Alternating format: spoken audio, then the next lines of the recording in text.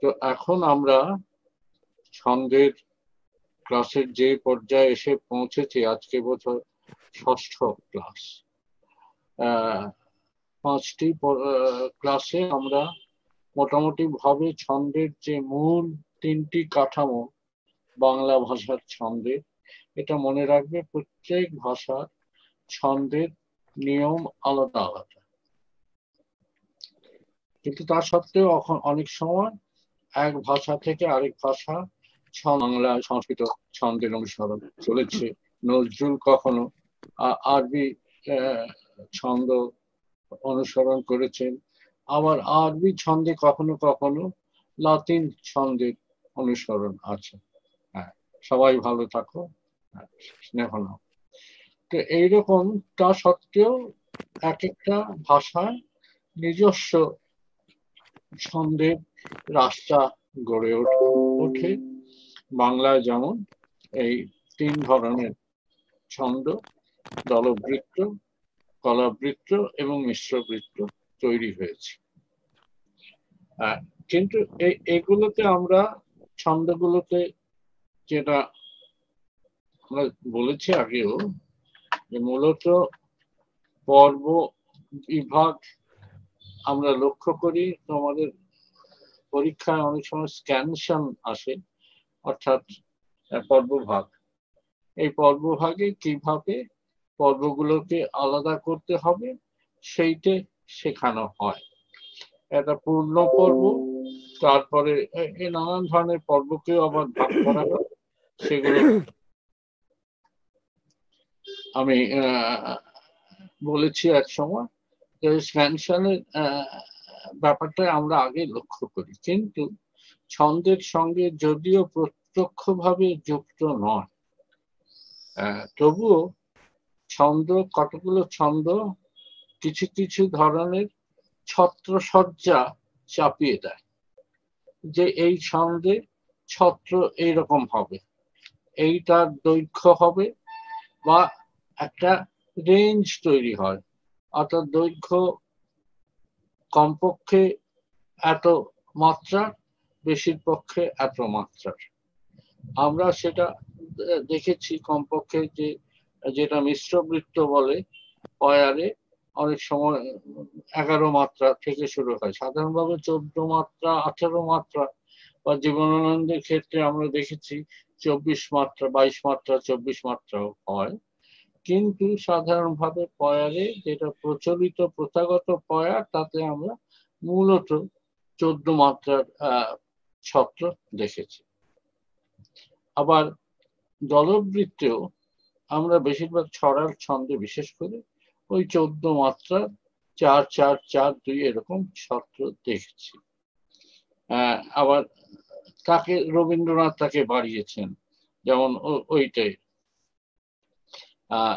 খেঁদো বাবুর এঁদো পুকুর, মাছ উঠেছে বেশে, পদ্মমণি চচ্চরিতে লঙ্কা দিল ঠেসে। এই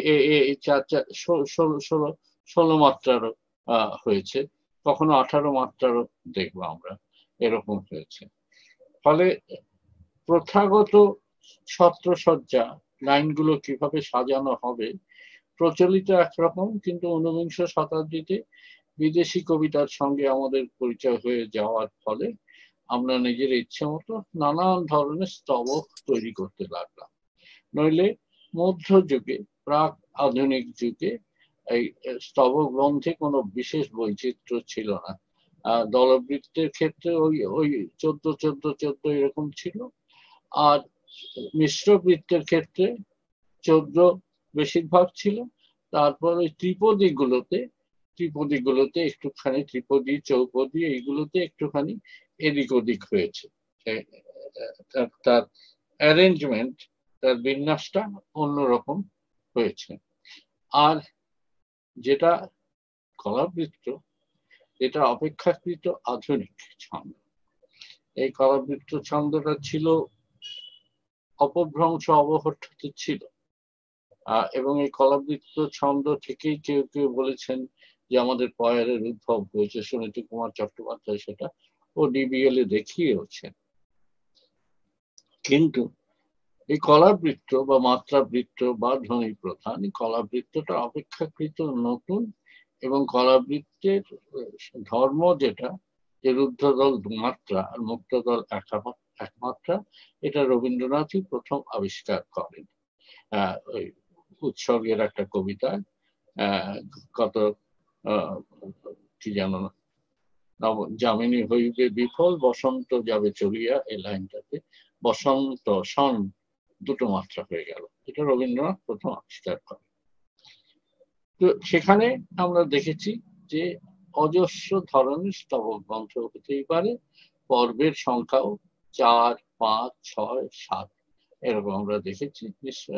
কলাবৃত্তে এই সম্ভাবনাটা আছে।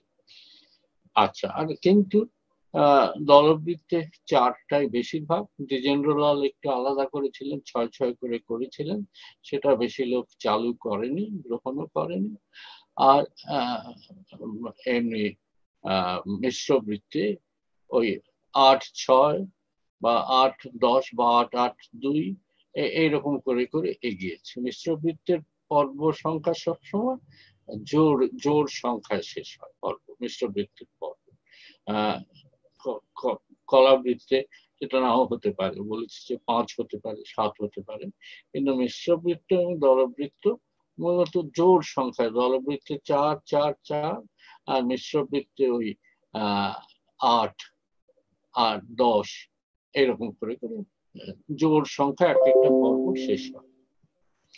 এখন আমি তো এই প্রাথমিক কথাগুলো বলছি ক্লাসে, কোথাও যদি আমি বোঝাতে না পেরে থাকি, নিঃসংশয় নিঃসংকোচে বলবে, কারণ তাহলে সেটা আবার ব্যাখ্যা করবে। এখন কিছু কিছু যে মুক্তক বলে একটা ব্যাপার আছে, এই মুক্তকের কথাটা একটু বলি। মুক্তকটা হচ্ছে সাধারণভাবে অসমান লাইনের যে কবিতাগুলো, অসমান লাইনের, সমান লাইনের কবিতার সঙ্গে আমরা সবাই পরিচিত, সেগুলোকে মুক্তক বলে না। তো অসমান লাইন, যেমন ধরো ওই যে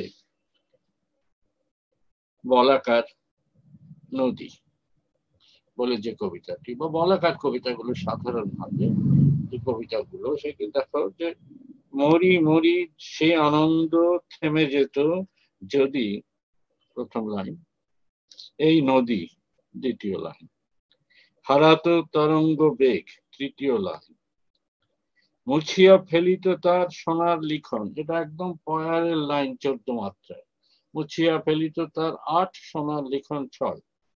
কিন্তু তারপরে দেখো তোমার চিকন, তারপরের লাইন 6 মাত্রা, চিকুরের ছায়াখানি বিশ্ব হতে যদি মিলাইতো, এটা দেখো আবার 10 মাত্রায় চলে গেল, চিকুরের ছায়াখানি বিশ্ব হতে যদি মিলাইতো, 10 মাত্রায় চলে গেল। তবে 2 মাত্রা, একদিন কবে, আরেক লাইন, এটা হচ্ছে 6 মাত্রা, চঞ্চল পবনে লীলায়িত, ওই 10, মর্মর মেদুর ছায়া মাধবী বনের, 10, এটা আবার 14, হতো স্বপনের 6। অসমান ছত্র, লাইনগুলো অসমান। বেশিরভাগ ক্ষেত্রে মুক্তক মানে অমিত্রাক্ষর ছন্দের কাছাকাছি একটা নীতি, কিন্তু অমিত্রাক্ষর ছন্দে যেমন সাধারণভাবে, এটা তো অমিত্রাক্ষর নয়, এটা মিল থাকে, অমিল দেওয়াও হতে পারে, কিন্তু সাধারণভাবে অমিত্রাক্ষর ছন্দের লাইনগুলো সমান সমান। কিন্তু এই যে মুক্তক ছন্দ, এই মুক্তক ছন্দের লাইনগুলো সমান নয়।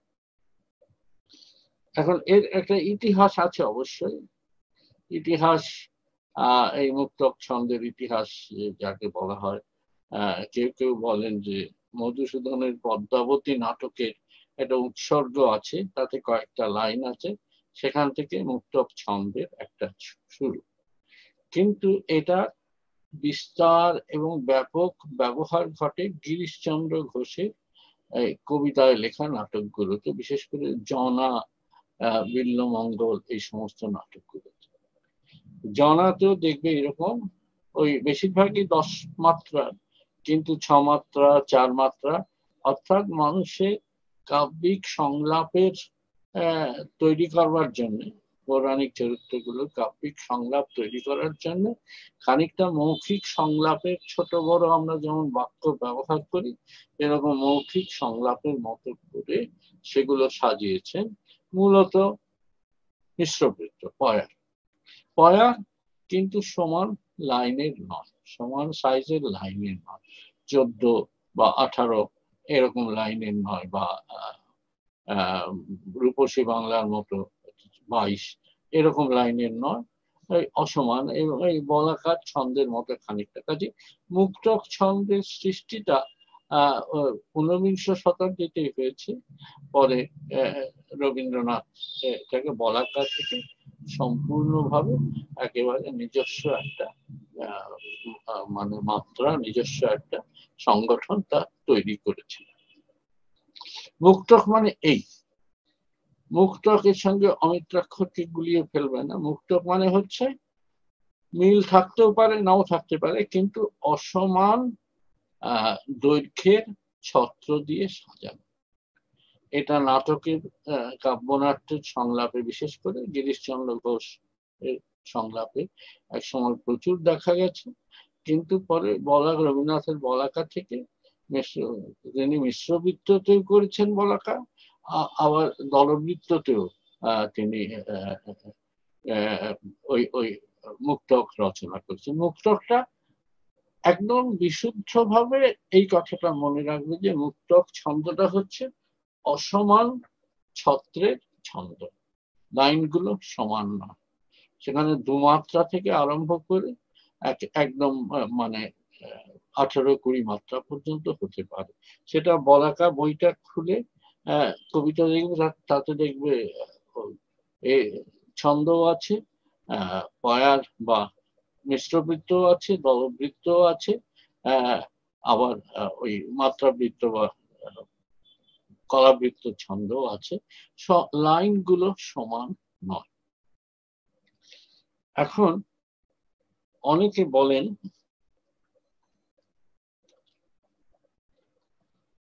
ছন্দ মুক্তি কথাটা ব্যবহার করা হয়েছে, অনেকে ছন্দ মুক্তির একটা ইতিহাস।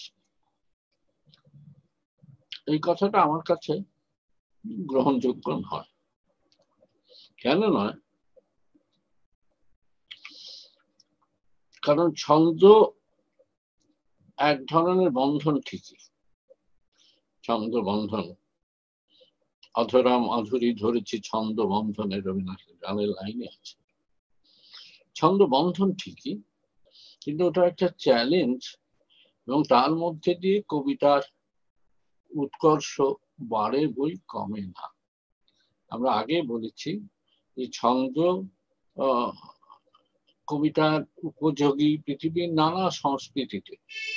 অনেক সময় ছন্দ ছিল না এমন আছে, প্রাচীন সংস্কৃতিতেও ছন্দ ছিল না, যেমন চীনা কবিতায় ছন্দ ছিল না বলে আমরা জানি। কিন্তু ছন্দ একই সঙ্গে কবিতার একটা সৌন্দর্যেরও উপাদান। সুতরাং ছন্দ থেকে মুক্তি সাধারণভাবে একটা প্রগতি। অনেকে এই কথাটা ব্যবহার, মুক্তক, বলো সঞ্জীব চক্রবর্তী, মুক্তক ছন্দের ক্ষেত্রে বলো, তুমি কি বলতে চাইছো? স্যার যখন মাত্রা গণনা করব তখন ওই মিশ্রবৃত্তের মতো তো করব। একদম মিশ্রবৃত্ত পড়বে, আবার এটা শুধু মিশ্রবৃত্তে কিন্তু নয়, এটা কলাবৃত্ত হতে পারে, এটা দলবৃত্ত হতে পারে, মুক্ত। বুঝতে পেরেছো? কাজে মাত্রা গণনা সেই সেই ছন্দের অনুযায়ী করতে হবে। আমি দেখি আছে কিনা কোনো এতে বলাকার, এটা তো মাত্রাবৃত্তের উদাহরণ আমি দিচ্ছি। ওই কিন্তু বলাকার ওই কবিতাটা বলাকা তো নয়, ওটা হচ্ছে কবিতাটার নামটা, কাব্যের নামটা আমি ভুলে গেলাম।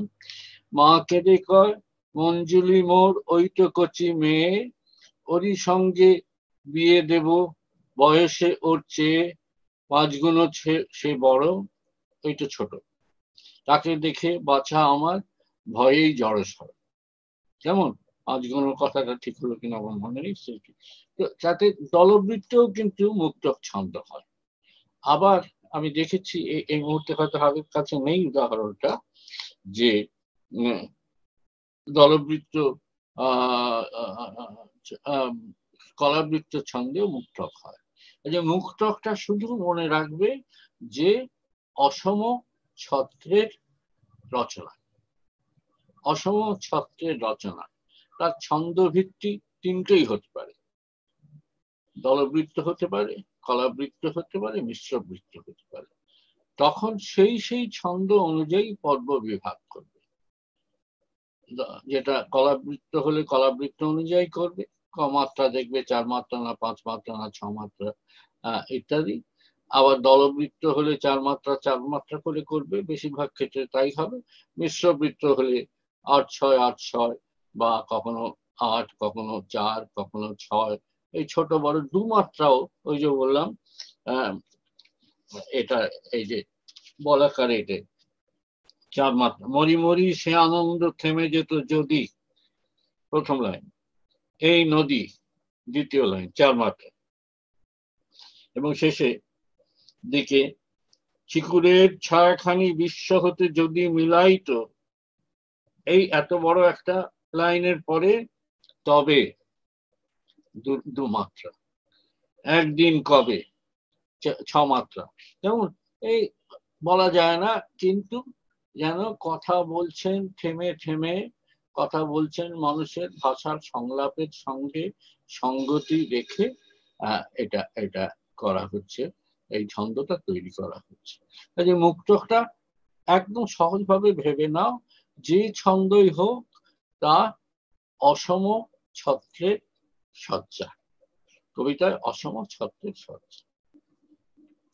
কারণ সেই প্রসঙ্গে আমি যেটা বলছিলাম, ছন্দ মুক্তি, অনেকের লেখা দেখা যায় ছন্দ মুক্তি ও রবীন্দ্রনাথ বা ছন্দ মুক্তি ইত্যাদি। ছন্দ মুক্তিতে এইরকম একটা ভাব সৃষ্টি করার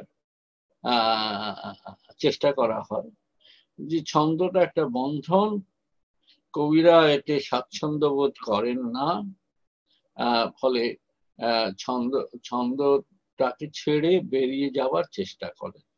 এবং ইতিহাস থেকে সেটা দেখানো যায়, যেমন মেঘনাদ মধুসূদন দত্ত, তিনি একভাবে পয়ারের বন্ধনটাকে ভেঙেছিলেন, একভাবে না দুভাবে, মিলটা তুলে দিয়ে আর কথাগুলো লাইনের মাঝখানে থেমে থেমে, ওই ছেদ আর জ্যোতির বিচ্ছেদ যেটা বলা হয়, ছেদ এবং জ্যোতির সম্বন্ধন ভেঙে দেওয়া, জোর ভেঙে দেওয়া।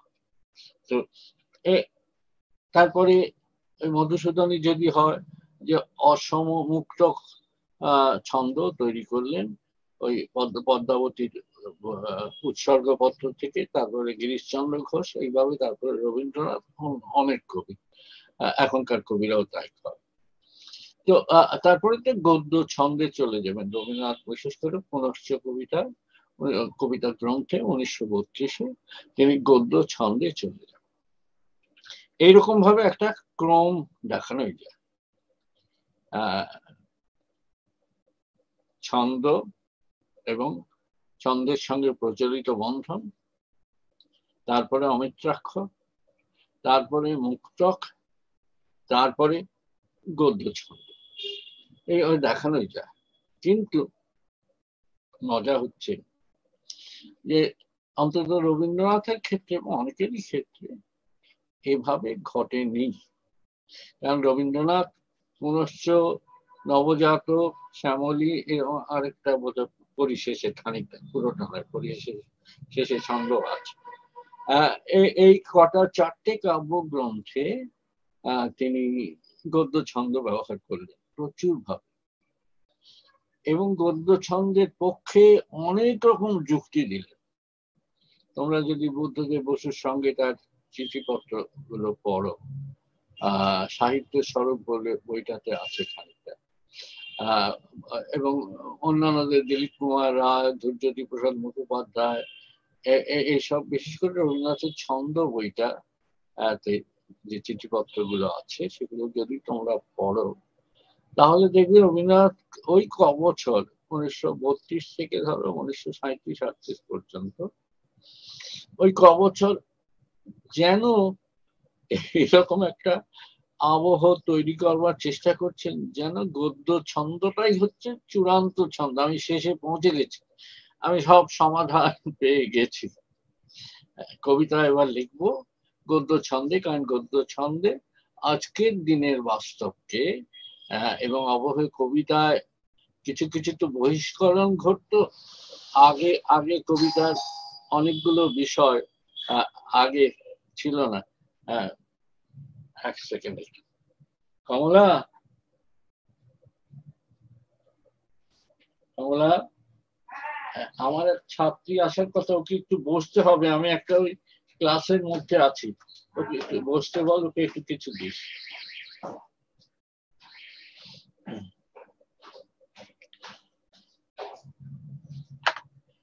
তো রবীন্দ্রনাথ ভেবেছেন যে এই আমার বোধহয় মুক্তি হয়ে গেল, আর ছন্দে আমি লিখবো না, মোটেই তা করেন। তিনি আবার ছন্দে ফিরে এসেছেন। আমরা দেখবো শেষ দিকের কবিতাগুলোতে ওই প্রহাসিনী থেকে একদম জন্মদিনে শেষ লেখা পর্যন্ত ছন্দে ফিরে এসেছেন। একটু অন্যরকম ছন্দ, পুরনো ছন্দ আছে, একটু অন্যরকম ছন্দ আছে, কিন্তু শেষকালে তিনি ফিরে এসেছেন ওই ওই এর মধ্যেই, ওই ওই ছন্দের মধ্যেই ফিরে এসেছেন। আমি সে কথা বলবো। এই শঙ্খ ঘোষের একটা চমৎকার প্রবন্ধ আছে, প্রথম শিথিল ছন্দমালা বলে, সেই ছন্দ, সেটা তোমরা পড়বে। শেষকালের কবিতাগুলোর যে ছন্দ, কিভাবে ওখানে ওগুলো মুক্তক, এক ধরনের মুক্তক ছন্দ আছে, কিন্তু এক ধরনের মুক্তক, এবং সেই মুক্তকে তিনি ফিরে এসেছেন, ছন্দে ফিরে এসেছেন। আর আরো বড় কথা হচ্ছে ওই সময় তিনি যে গানগুলো লিখছেন সব ছন্দে। কিছু ছন্দ আছে গদ্য গান, সেগুলো হচ্ছে ওই পয়ারে মিলহীন গান আছে কিছু রবীন্দ্রনাথের গান, ওই প্রেম এসেছিল মানে ওই ওই ধরনের গান মুক্তকে আছে, আবার মিলহীন গানও কিছু আছে। ওই অধরা মাধুরী বেঁধে ছন্দ বন্ধনে, ওটা মিলহীন গান। কিন্তু গান লিখেছেন ছন্দে, প্রচুর গান লিখেছেন। শেষ দিকে গান, ওই মহামানব আসে শেষ গান, যেটা দিকে দিকে রোমাঞ্চ লাগে মর্ত ধুলির কাছে কাছে, সেটা একেবারেই মিলে এবং ছন্দে গান। বা হে নূতন দেখাদিক আরবার জন্মের প্রথম শুভক্ষণ, বা সমুখে শান্তি পারাবার ভাষা অতরণী হে কর্ণধার, মুক্তক কিন্তু ছন্দে আছে। অর্থাৎ রবীন্দ্রনাথ ওই গদ্য ছন্দে গিয়েও আবার গদ্য ছন্দকে পরিত্যাগ করেছেন। কাজে আমি একথা বলতে পারবো না যে রবীন্দ্রনাথ বাংলা ছন্দের পরিক্রমা শেষ করে গদ্য ছন্দে পৌঁছেছিলেন। না, রবীন্দ্রনাথ পৌঁছননি ছন্দে, মানে গদ্য ছন্দে শেষ করেননি।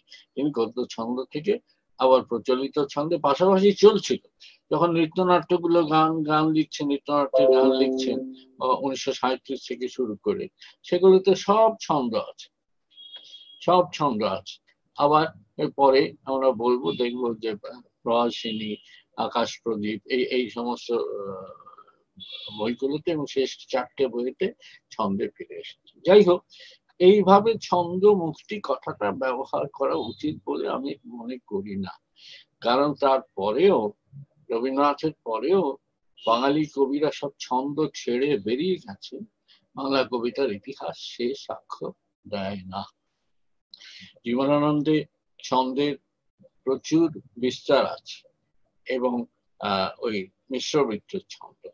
আবার তোমরা যদি বেলা অবেলা কালবেলা যদি পড়ো, তাতে দেখবে জীবনানন্দ দলবৃত্ত ছন্দ ব্যবহার করছেন, দলবৃত্ত ছন্দ চমৎকার ব্যবহার করেছেন। কখনো কখনো, খুব কচিত কদাচিৎ তিনি আবার ওই এই ছন্দ ব্যবহার করেছেন, সরল কলাবৃত্ত ছন্দ ব্যবহার করেছেন। সেটা নিয়ে আমরা পরে যখন দরকার হবে দেখব।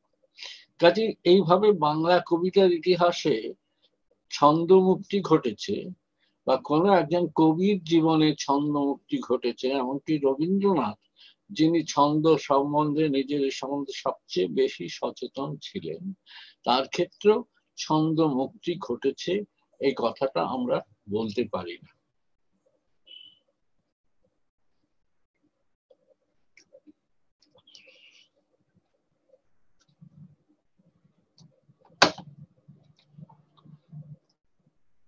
কারণ কারণ ছন্দটা পরে কবিরাও চমৎকার ব্যবহার করেছেন। বিষ্ণুদেব ছন্দে লিখেছেন, গদ্যে লিখেছেন, আবার ছন্দে লিখেছেন, প্রচুর সনেট লিখেছেন। সুধীন্দ্রনাথ দত্ত তো বিশেষ করে কলাবৃত্তে চমৎকার তার দখল ছিল, ছন্দ ব্যবহার করেছেন। এবং তোমরা বিষ্ণুদেব টপ্পাঠুঙ্গি যদি পড়ো তাহলে নানান ধরনের ছন্দ, আবার সুধীন্দ্রনাথ দত্ত অজস্র ধরনের ছন্দ ব্যবহার করেছেন এবং খুব ছন্দ কুশলী ছিল। কেউ কেউ, হ্যাঁ, অরুণ মিত্র অনেক ক্ষেত্রে গদ্যে লিখেছেন, বেশিরভাগ গদ্যে লেখা। সমর সেন বেশিরভাগই গদ্যে লেখা। 40-এর সুভাষ মুখোপাধ্যায় চমৎকার গদ্য, মুখের ভাষাকে ব্যবহার করে চমৎকার গদ্য লিখেছেন, আবার ছন্দেও আছে, খুব চমৎকার ছন্দের হাত ছিল সুভাষ মুখোপাধ্যায়ের।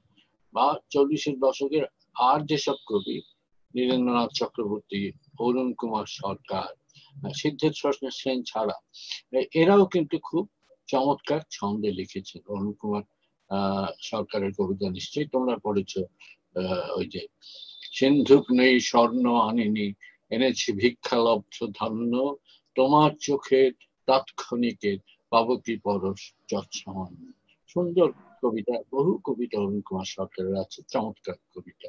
নীরেন্দ্রনাথ চক্রবর্তীর কথাই নেই, নীরেন্দ্রনাথ চক্রবর্তী অসাধারণ গদ্য ছন্দেও লিখেছেন। ওই যে হ্যালো দমদম বলে কবিতাটা তোমাদের নিশ্চয়ই মনে পড়বে, কিন্তু আমার ছন্দের হাতও ছিল অসামান্য। শঙ্খ ঘোষ, সুনীল গঙ্গোপাধ্যায়, শক্তি, এদের কথা তো ছেড়েই দিলাম। কাজেই ছন্দ মুক্তি কথাটা নিয়ে আমার মনের মধ্যে প্রশ্ন আছে, এবং আমি মনে করি না ছন্দ মুক্তিটার কোন তাত্ত্বিক বৈধতা আছে। যাই হোক, সেসব ছেড়ে দিলাম। আগে ছন্দের ব্যাপারটা, তোমরা অতি পর্ব ব্যাপারটা তো জেনেছ, যে ছন্দের পর্ব হিসেব যেখান থেকে শুরু হবে তার বাইরে একটা পর্ব থেকে গেল। আমি ওই গানটা থেকে বোঝাই, তোরা যে যা বলিস ভাই আমার সোনার হরিণ চাই, তোরাটা বাইরে থেকে গেল।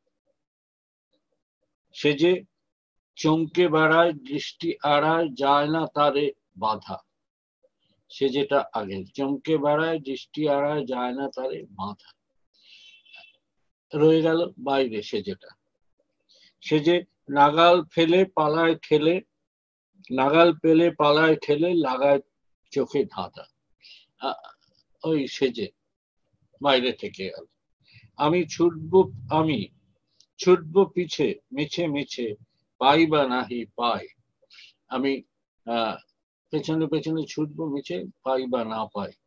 যেমন আমি আমি আবার আমি আপন মনে মাঠে বনে উধাও হয়ে যাই। অর্থাৎ পর্ব বিভাগ যেখান থেকে শুরু করবে, তুমি যেখান থেকে পর্বের শুরু ধরবে, ওই লাইনে তার আগে যে অংশটা থাকবে, যে তোমার পর্বের হিসেবের মধ্যে আসবে না, সে হলো অতি পর্ব। এটা হলো অতি পর্ব। আর একটা শেষে, লাইনের শেষে থাকে একটা খণ্ড পর্ব, অন্তপর্ব এবং খণ্ড পর্ব। সাধারণভাবে অন্তপর্বটা খণ্ড পর্বই হয়, নইলে পূর্ণ পর্ব হলে একটু কৃত্রিম শোনায়। হ্যাঁ, ধরো, দেখেছি আজি এসেছি সাজি, দেখেছ আজি এসেছি সাজি, হেমর লীলা গুরু। এখন যদি আমি এইভাবে লিখতাম, দেখেছ আজি এসেছি সাজি, হেমর লীলা গুরু ওগো, বা গুরুরা হে, এইভাবে যদি আমি লিখতাম বা একটু বাড়িয়ে দিতাম, গুরুরা ওগো, গুরুরা ওগো, দেখেছ আজি এসেছি সাজি, হেমর লীলা গুরুরা ওগো, যদি আমি বাড়িয়ে দিতাম তাহলে মনে হতো যে বড্ড বেশি সাজানো। বড্ড আছে, এরকম কবিতা আছে, আমার মনে পড়ছে না, যে প্রত্যেকটা পূর্ণ পর্ব। অপূর্ণ পর্ব বা শেষের যে অন্ত পর্ব বা খণ্ড পর্ব সেগুলো নেই, এরকম আছে, মনে পড়ছে না। কিন্তু যে কারণেই হোক ব্যাপকভাবে বাঙালি কবিরা ওই অপূর্ণ পর্ব দিয়েই কাজ সেরেছে। তাদের মনে হয়েছে এখানেই কবিতার লাইনটা, ছত্রটা একটা সঙ্গতি পাচ্ছে, আর বাড়াবার দরকার নেই। প্রত্যেকটা পূর্ণ পর্ব দিয়ে, মানে বড় লাইন, এমনি দু লাইনের হতেই পারে, মানে দু পর্বের কবিতা, ওই যে পালকি চলে পালকি চলে, এইভাবে সাজানো হলো, পালকি চলে পালকি চলে, একটা পর্ব দিয়ে, সত্যেন্দ্রনাথ দত্তের একটা পর্ব দিয়ে সাজানো হলো, এরকম হতেই পারে। কিন্তু যেখানে তিনটে বা চারটে পর্বের ব্যাপার আছে, বেশিরভাগ কবিতায় এক সমান লাইনের কবিতায় বেশিরভাগ চারটে পর্ব থাকে, এবং ধরে নিতে হবে যে শেষের পর্বটা, অন্ত পর্ব যেটা, সেটা অপূর্ণ পর্ব বা খণ্ডিত পর্ব। অনেক সময় দু মাত্রার, কখনো কখনো তিন মাত্রার, কখনো কখনো চার মাত্রার, আবার সাত মাত্রার ধ্বনি প্রধান বা সাত মাত্রার ওই কলাবৃত্তের ক্ষেত্রে দেখা যায় পাঁচ মাত্রারও অপূর্ণ পর্ব আছে, ৭-৫-৭-৫। ওই শঙ্খ ঘোষের বাবাদের প্রার্থনার মধ্যে, বা ওই ওইটার কোশল নৃপতির তুলনা নাই, জগৎ জুড়ি যশ গাথা, ৫-২, ৫, প্রথমে ৫ মাত্রার অপূর্ণ পর্ব, শেষে ২ মাত্রার অপূর্ণ পর্ব। তো এইভাবে আগের হচ্ছে অতি পর্ব এবং শেষের অপূর্ণ পর্ব দিয়ে সাজানো হয়। এখন আমি এবারে আমি যে ক্লাসে যে কথাগুলো তোমাদের বলতে চাই, যে মোটামুটি ভাবে মনে রাখবে দলটা হচ্ছে খুব গুরুত্বপূর্ণ, সিলেবল ইংরেজিতে যাকে বলে, যে একবারে চেষ্টায় যেটুকু আমরা উচ্চারণ করি, উচ্চারণ, ভাষা, যেটুকু, এই হচ্ছে দল। একবারের চেষ্টা, একটা আঘাতে, ইন্দ্রিয়গুলোর একবারের চেষ্টা যেটুকু আমরা উচ্চারণ করি সেটা হচ্ছে দল। এবং এই দলের চরিত্র আবার মনে করিয়ে দিই, মুক্ত দল, রুদ্ধ দল। এবং কোনটা মুক্ত দল কোনটা রুদ্ধ দল তার উপরে মাত্রার হিসেব নির্ভর করে। এটা কোন ছন্দে দলবৃত্তি, বিশেষ করে মুক্ত দল আর রুদ্ধ দল একমাত্রা সাধারণভাবে, যেমন কলাবৃত্তে একেবারে নিখুঁত ভাবে মুক্ত দল একমাত্রা, রুদ্ধ দল দুমাত্রা। ব্যাস, মিশ্র বৃত্তে একটু গন্ডগোলে ফেলে দেয় আমাদের। মিশ্র বৃত্তে মুক্ত দল একমাত্রা বেশিরভাগ ক্ষেত্রে, ব্যতিক্রমী ক্ষেত্র যেখানে সংকোচন প্রসারণ ঘটে বলে আমি বলেছি, সংকোচন এবং প্রসারণ ঘটে, সেসব জায়গা ছাড়া সব জায়গায় মুক্ত দল সমস্ত ছন্দে একমাত্রা। কিন্তু রুদ্ধ দল মিশ্র বৃত্তে ওই যে বলেছি যে শব্দের শেষে হলে দুমাত্রা, শব্দের অন্য জায়গায় হলে, গোড়ায় বা মাঝখানে হলে একমাত্রা, যেটাকে রবীন্দ্রনাথ পয়ার ছন্দের শোষণ শক্তি বলেছেন। এই ব্যাপারটা আশা করি বুঝে নিয়েছ পরিষ্কার ভাবে, যে পয়ার ছন্দ শব্দের শেষে রুদ্ধ দলকে দুমাত্রা অনুমোদন করে, যে ঠিক আছে তুমি শব্দের শেষে আছো, তোমাকে আমি দুমাত্রা দিলাম। কিন্তু শব্দের শেষ ছাড়া তো অনেকটাই বাকি থাকে, গোড়াটা থাকে, মাঝখানটা থাকে। শব্দের গোড়া এবং মাঝখানে যত খুশি রুদ্ধদল তুমি দাও কেন, সব একমাত্রা। রবীন্দ্রনাথ যে যে উদাহরণগুলো দিয়েছেন তার একটা লাইন তোমাদের মনে নিশ্চয়ই আছে, দুর্দান্ত পাণ্ডিত্যপূর্ণ দুঃসাধ্য সিদ্ধান্ত, ওই 14 মাত্রা, দুর্দান্ত পাণ্ডিত্যপূর্ণ 8, দুঃসাধ্য সিদ্ধান্ত 6। এখানে কি আছে, এখানে দেখো দুর্দান্তর মধ্যে দুটো রুদ্ধদল, একটা মুক্ত দল। দূর, দান, ত। এই দুটো রুদ্ধদল বলে কি 4 মাত্রা হবে? একেবারেই না। দূর, কারণ শেষে নেই। শব্দের গোড়াতেও রুদ্ধদল, মাঝখানেও রুদ্ধদল, কাজেই দুটোই একমাত্রা। পাণ্ডিত্যপূর্ণ, পাণ্ডিত্য,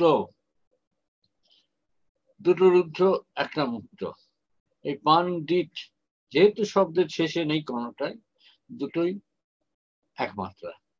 পূর্ণ, পুর রুদ্ধ, ন মুক্ত, কাজে পুর ওটা একমাত্রা হবে। দুঃসাধ্য, পাণ্ডিত্যের মতোই, দুঃসাধ্য, দুটো রুদ্ধদল একমাত্রা, কারণ শেষে নেই কোনোটাই। সিদ্ধান্ত একই রকম, সিদ্ধান্ত, সিদ্ধান্ত, দুটোই রুদ্ধদল কিন্তু শব্দের শেষে নেই, কাজে সেই কারণে দুটোই একমাত্র। এইটা কি বলেছেন যে শব্দের শেষে ছাড়া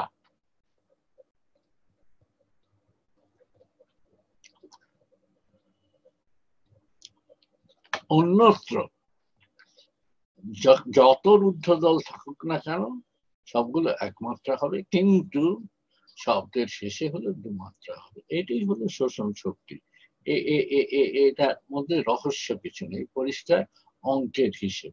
শব্দের শেষটা দেখো, বা একটা শব্দ যদি রুদ্ধদল হয় তাহলে 2 মাত্রা হবে, সেটা তখন শব্দের শেষ বলেই ধরে নিতে হবে। তো আমি যেটা বলছি এবারের ক্লাসগুলোতে, সেটা হচ্ছে তোমরা এক একটা প্রশ্ন তৈরি করে আনবে। আমি আজকে আমার একজন ছাত্রী এসছে, পুরনো ছাত্রী, আমি ক্লাসটা বেশিক্ষণ নিতে পারবো না।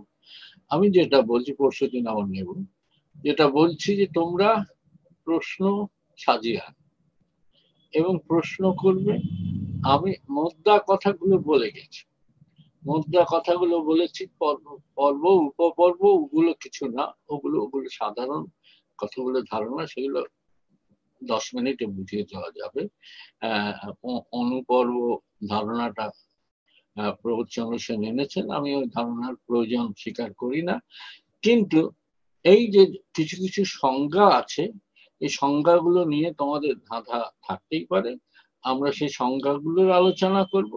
আর ছন্দের এই যে 3টে বিচিত্র ধারা, এই বিচিত্র ধারা সম্বন্ধে কিছু যদি কোথাও অস্পষ্ট জায়গা থেকে থাকে, আমি তার আলোচনা করব, সর্বাঙ্গীন আলোচনা করব। এইটা একটু বুঝে নিতে হবে যে স্তবক বন্ধের আলোচনা করব। স্তবক বন্ধের আলোচনা বিশাল। 19 শতাব্দীর ইংরেজি কবিতা পড়বার পর ইংরেজি কবিতার যত বিচিত্র স্তবক তা বাংলায় আস্তে আস্তে গৃহীত হতে লাগলো। বিশেষ করে গীতিকাব্যের কবিরা, বিহারীলাল চক্রবর্তীর মতো কবিরা, তারা নানান ধরনের স্তবক সাজাতে লাগলেন। মধুসূদনও করেছেন। মধুসূদন যখন অনুবাদ করেছেন ওই যে থেকে ফরাসি কবি লা ফন্তেইন থেকে যখন অনুবাদ করেছেন, মধুসূদনও নানান ধরনের স্তবক বন্ধ পরীক্ষা করেছেন, অনুবাদের সূত্রে এসছে।